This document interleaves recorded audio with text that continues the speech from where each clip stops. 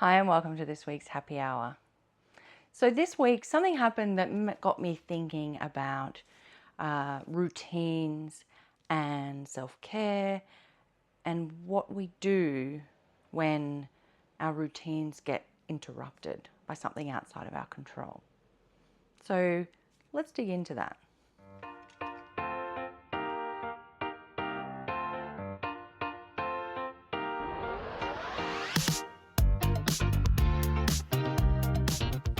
Hi, I'm Karen from Real Life Meditation and this is the happy hour.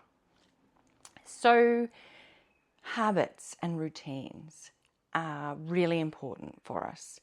Our brains and our nervous systems crave routine and they really benefit from having some really core habits and routines for self-care and for managing the many, many tasks that we need to do in a day. And so taking some of those everyday tasks and automating them then frees up brain space for dealing with some of the more complex challenges in our life. And I'm a big fan of routines, and I particularly around my self-care. So I make sure that I plan ahead for each week when I'm going to fit in, particularly exercise. Exercise, the benefits on exercise are so clearly researched, so clear.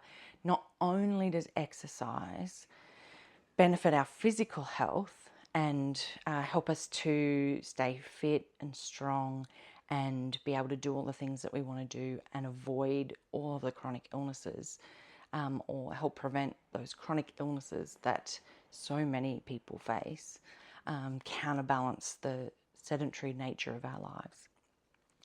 It's a given.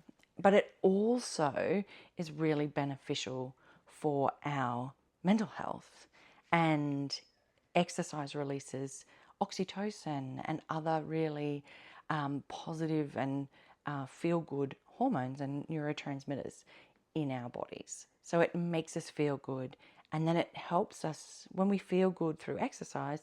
It also helps us then to continue to make healthy choices throughout the day. So I always try and schedule that in. I like get a little bit bored, so I do like to mix it up. I do a little bit of yoga, maybe some Pilates.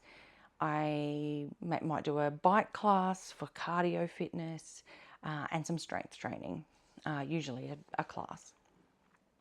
I might walk the dog, or I'll have some other things scheduled in throughout the week.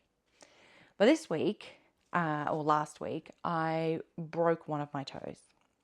I kicked one of my kids' cricket bags, the nice hard bit at the end. It's not the big toe, so it's not impacting me getting around. It's the one next to the little toe. But what it does do is it limits, I just have to tape it to the other ones to keep it straight, but it's quite painful and it limits what exercise I could do this week. So I couldn't do my usual yoga, requires too much toe bending. Strength training, probably next week will be okay, but you do need to support with your toes. And the bike class, just the pressure on the toes would be too great. Even getting into shoes was uncomfortable.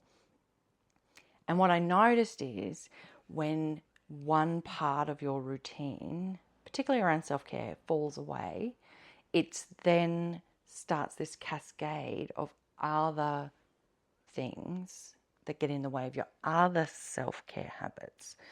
So if you're used to exercising and you stop, you'll notice yourself feeling more sluggish. You might not sleep quite as well. So you're tired, which then means when you're tired, your body craves, or your mind craves, sugar and caffeine. And so you might find that you're not eating as well, and then you feel more sluggish, and then you lose the motivation to try and do something physical. Or you might be grumpy and just generally not feeling great.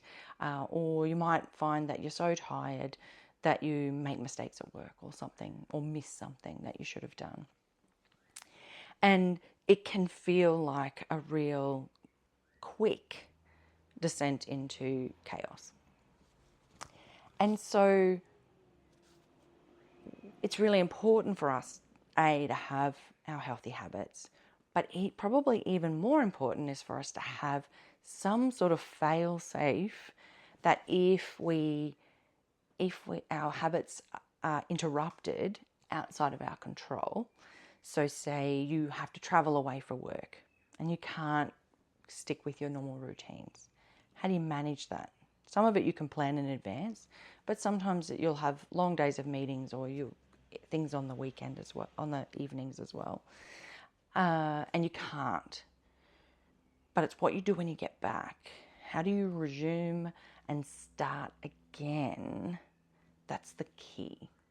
And so for me, what that looks like is doubling down on my meditation.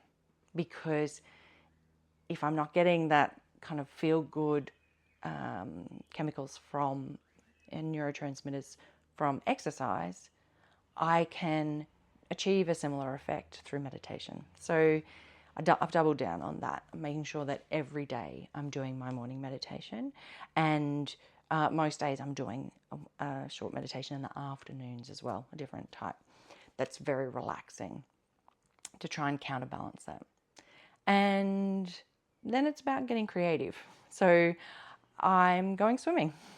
I enjoy swimming. I don't always get to it. It takes that little bit of extra effort because you've got to, get to the pool and, towels and swimmers and everything. But I can do it even with the toe. So get creative.